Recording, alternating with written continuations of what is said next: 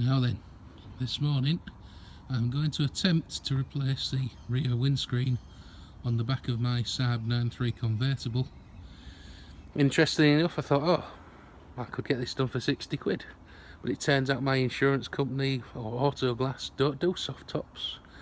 And it's a main dealer job, and to be quite honest, my car's only worth 600 quid. I don't want it writing off, it's an old one, but it's a good one. And so I'm going to have a go myself. I got one off eBay for about 60 quid delivered. And lots of people have said you've got to take the headlining off. Well, I've just flipped the back of mine up and then turned the engine off. I reckon I'm going to be able to get to most of that frame there without taking the entire headlining down. So I'm just going to pause the video there, but yeah, that's the state of my back window at the moment. Just came out to it the other Sunday and it cracked. I think it was a thermal shock rather than vandalism, because there was no sign of any glass inside the car, it just shattered. So set the alarm off as well, which is interesting, but no sign that anything had gone through the window, unless a bird had dropped something on it, who knows. But anyway, I'm going to have a go at replacing it and we'll see how it goes. And I thought I'd produce this video because there doesn't seem to be anything else online. Okay, right then, so I've got a second hand window which I paid about 60 quid delivered off eBay. It's been sent in its frame. They've just basically hacked it out the old car. So you can see there's bits of the internal lining there. On the outside there's bits of the soft top. But basically what you got to do, it looks like the way to release the old window frame, which I assume will be bonded in some way to the soft top, is to get inside the soft top, and you've got to sprag it from these little spring clips, which you've got to release from the inside of the soft top. And the way I've found of doing it is I've got a very small screwdriver there. You just get that under the clips there, look. Once you've got a bit of purchase underneath there, you then get your bigger one and lever it up like that. I can't really operate the camera and do that. I'll try, but I don't think I can. No. Right, so there you go. I've got the two screwdrivers under.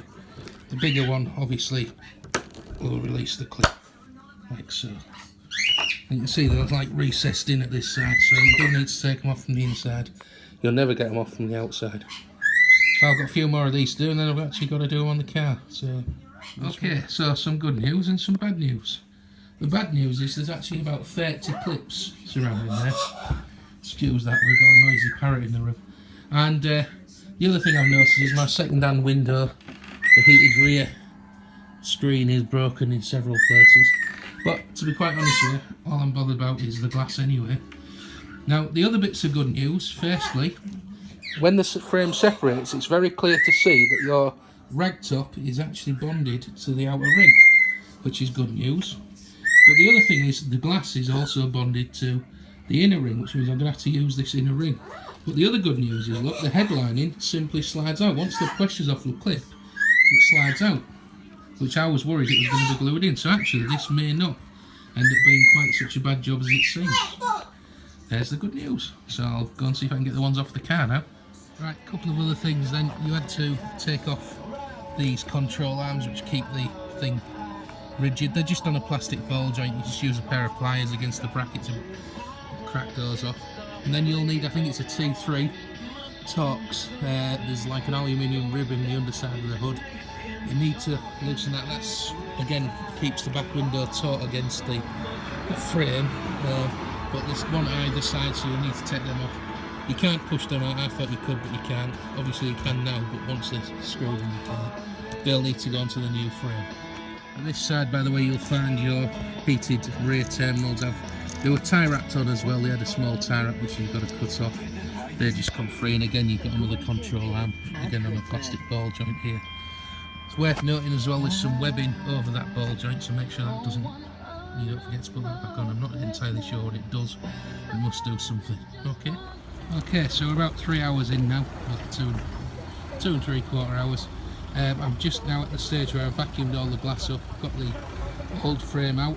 As you can see, the soft top itself has got part of the metal frame around it, so you leave that bit on, and it's just a case of now getting all the clips back in place, that kind of thing. It was a bit tricky, to be fair. I could have done to have taken that off, but even getting inside the car I can't get out, the Torx driver just cams out. I suppose it's an aluminium screw into an aluminium frame, so it's a bit tricky, but it won't move in anyway, so I'll leave it on. It'll help me locate the window if anything else. So yeah, I'm just going to make sure I've got all 30 clips now, and then I'm going to have a go at putting it back in. But yeah, I suppose I could do it quicker now I know what I'm doing. Yeah, just a couple of things. I said just a minute ago there was actually 30 clips, there's actually 32. The other point is there's a little strop there which actually fits under the glass, so you've got to somehow work that into the frame like that. Just thought I'd mention that, so when you put the new frame up to it, that's got to go in before you sandwich it in with a clip. Alright? Right then, these clips are a bit problematic to get back on, so what you need to do, they need to be opened up a little bit, so I'm just using some pliers, just giving them a little bit of a bend just to stretch them open a little bit more, because otherwise they're nigh on impossible to get on.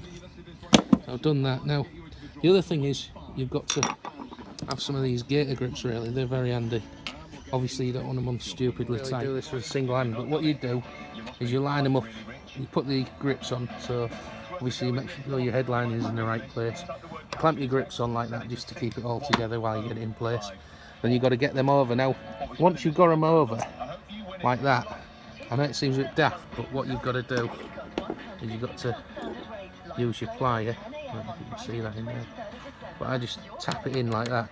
You make sure it lines up with this. There's usually like a little bit where it grips on. But that's what I've been doing anyway. It seems to be working. Took me ages to do the first couple, but seems to be on a bit of a roll now, so I'll let you know. Well, about 5 hours later, finally got the job done. Just put the top down because I wanted to check to see if there was any glass in the back bit where all the roof folds down into. There wasn't much glass in there, so that's a good thing. There's also a little thing here, because I was having trouble getting the glass out the back of the seats, but there's a little lock thing there where you can move the seats forward and get down there. So I managed to clear it all out. I like my little Saab. It's alright for 600 quid really. Not too shabby. Feels like a train. The only thing is, with your insurance and stuff like that, there's not a lot of point. I got this fully comp 500 quid, well I only paid 600 for the car. I just paid bloody 60 quid for a window.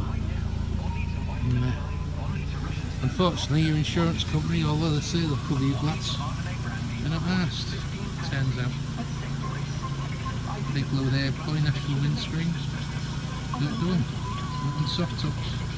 Might do the front screen I suppose, but don't cover the back ones. Anyway, it wasn't stitched in, it was clipped in.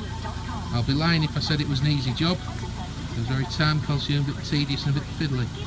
Then again, I'm used to working on 3-wheelers, so I can do fiddly. Anyway, I'll put the top up now, because it's probably going to rain. There she is, all done and dusted. It was quite interesting actually just then.